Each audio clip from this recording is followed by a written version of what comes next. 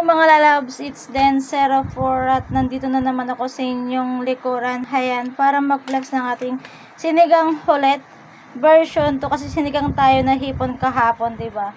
So, sinigang tayo hulet ngayon. At meron siya hulet na, syempre, karni naman siya ngayon. Hayan. At 5 peraso na siling green, kulay verde na sili. Tapos meron siyang okra, ayan.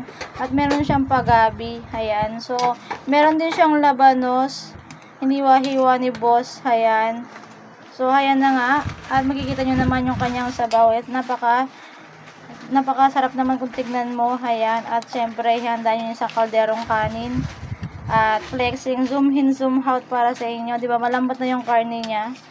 Ayan, umihiwalay na yun sa kanyang ano. So, ayan na nga.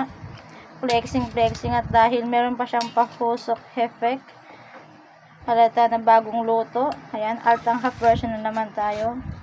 Sinigang tayo dyan, sinigang na karne. So, yun po mga lalabs. Bye bye, see you next time. Love you all. Mua.